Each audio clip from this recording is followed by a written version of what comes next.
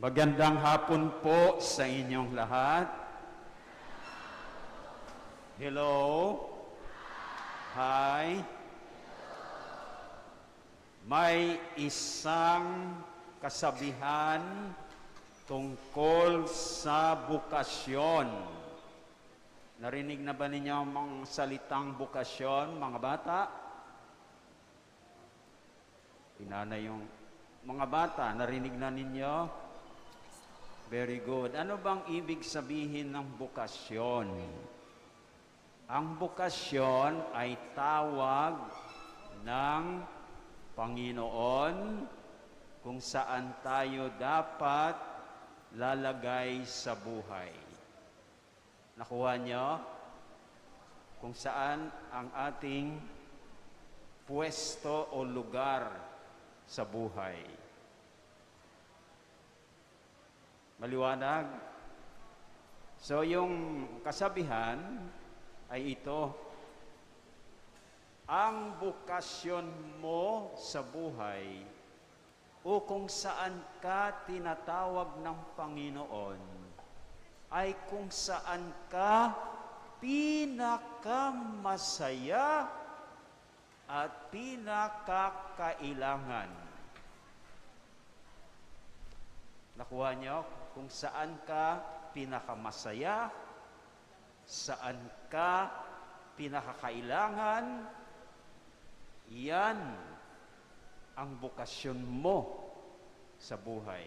Diyan ka tinatawag ng Panginoon. Kaya, kung sa pamilya ka, pinakamasaya at pinakakailangan, yan ang bukasyon po ninyo. Mag-asawa kayo. Amen?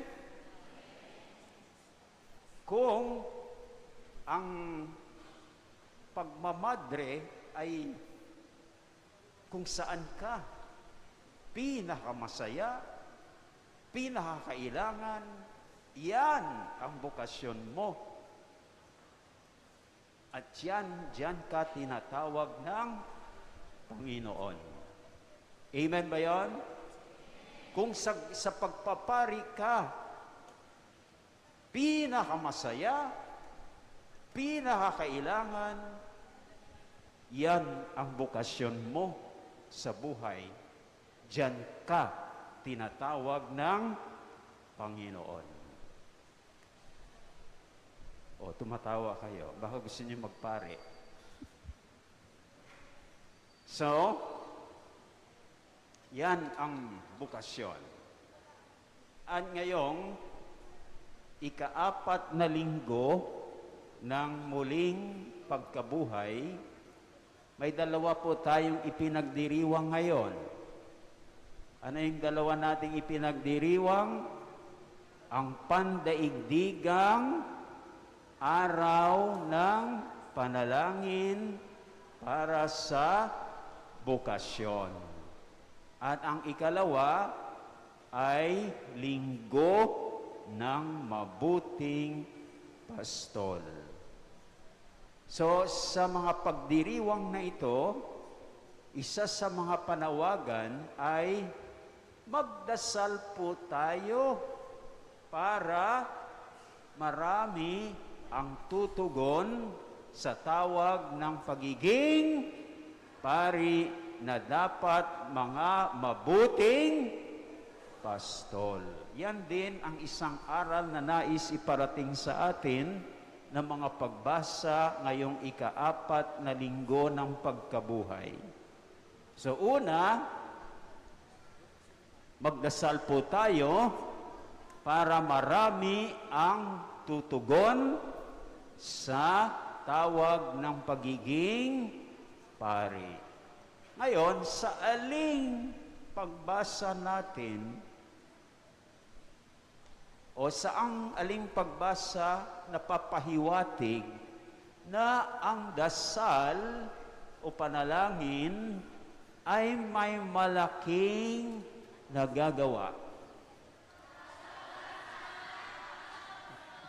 Very good. Sa unang pagbasa mula sa Gawa ng mga apostol. Kanino?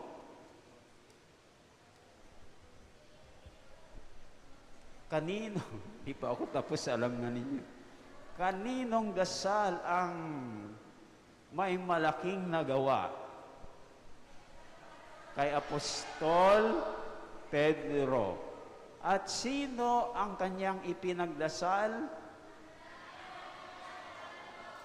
Ang lalaking ipinanganak na lumpo. O ano bang malaking nagawa ng kanyang dasal? Nakalakad na yung lalaking ipinanganak na lumpo. Kung siya ipinanganak na lumpo, ibig sabihin, mula nung siya isinilang, nung mula siyang ipinanganak, hindi talaga siya nakalakad. Tama? So ngayon, nakalakad na siya. So nakita ninyo na ang dasal ay may malaking nagagawa. Ang sinabi lang ni Apostol Pedro, sa ngalan ni Jesus. Hindi po ba? Lumakad ka. Hindi ay lumakad yung lumpo. So ganun ka malaki ang nagagawa ng panalangin. Kaya ito rin ang magiging totoo kung tayo ay magdasal para marami ang tutugon sa tawag ng pagiging pari. Ngayon, ikalawa, ang tawag sa pagiging pari na dapat mga mabuting pastol. Agree ba kayo doon? Ang mga pari ay dapat mabuting pastol? Oh, yan. Ipagdasal din po ninyo yun. Ngayon, sa aling pagbasa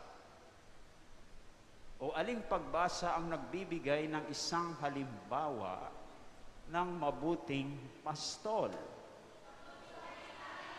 Mabuting balita, very good. Muling mabuting balita ayon kay San Juan.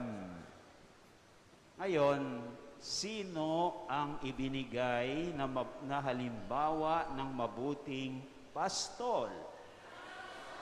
Oh, very good. Naunahan kayo dito. Ang Panginoong Jesus.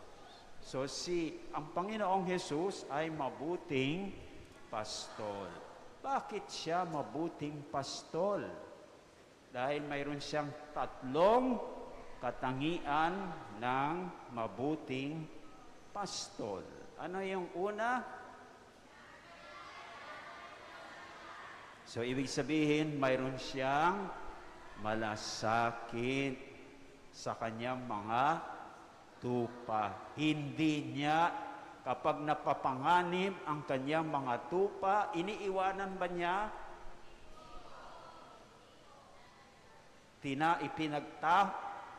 Binabantayan, ipinagtatanggol.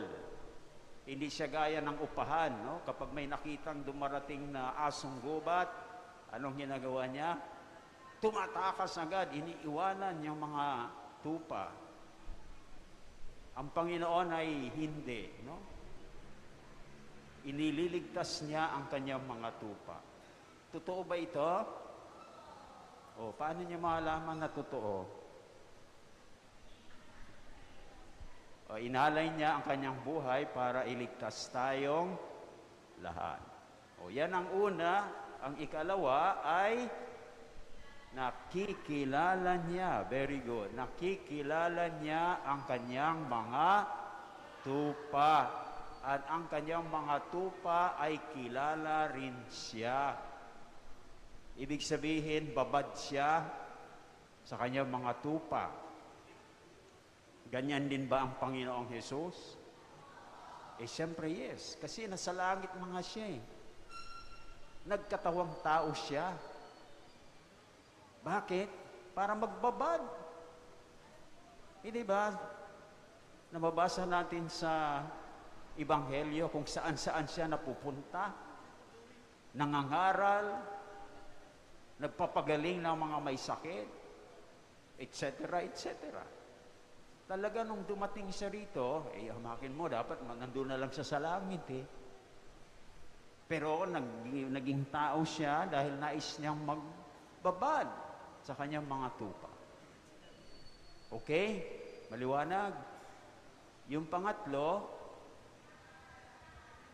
may pangangalaga siya sa ibang mga tupa na wala sa kulungan.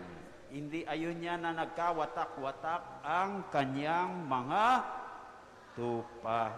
Dahil sabi nga niya sa bandang huli, dapat isang kawan, isang pastol. So yung mga wala ay kanyang hinahanap. Okay? So yan ang tatlong katangian ng ating Panginoon bilang mabuting pastol. Kaya ngayong linggo ng mabuting pastol, sana ipanalangin po ninyo kaming mga pare na magiging katulad ng Panginoong Jesus, mabuting pastol. Una, sana makaya rin naming ialay ang aming buhay para sa inyong lahat ng mga tupa ng Panginoon. Amen ba yon? Gusto ba nyo yon? Aba, gusto nyo ialay na? Gusto nyo kaming mamatay, ano? So, ialay, no? Handang magmalasakit sa mga tupa. Tapos, na kami ay magbababad, no? Nakikilala namin ang mga tupa at ang mga tupa ay nakikilala kami. Ano ibig sabihin yan? Kung ano ang tungkuling ibinigay sa iyo bilang pare, dapat gampanan mo. Tama?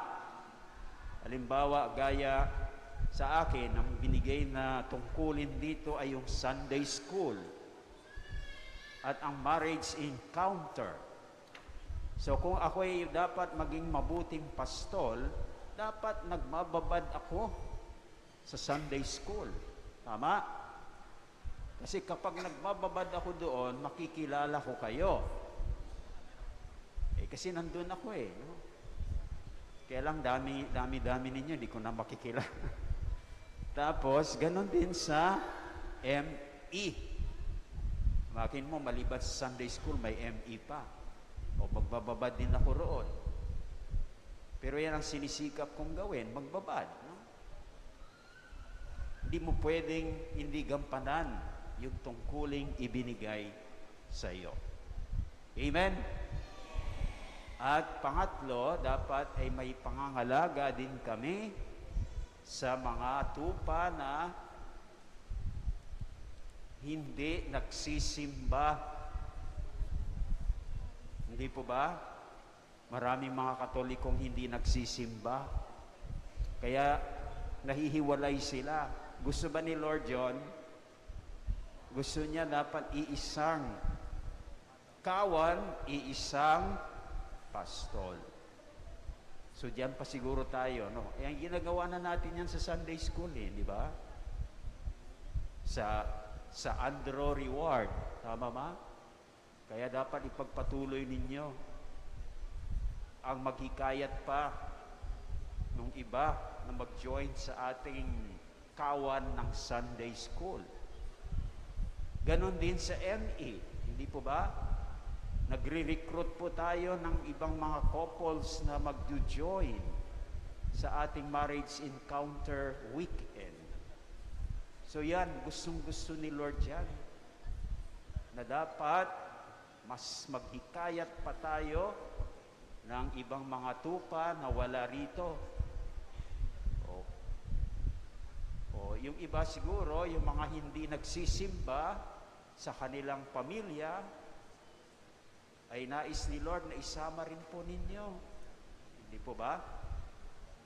So yun ang ipagdasal po ninyo kami, na magkaroon din kami ng tatlong katangian ng isang mabuting pastol. Tandaan natin, ang dasal o panalangin ay may anong nagagawa? Malaking nagagawa. Kaya dapat magdasal tayo. Amen?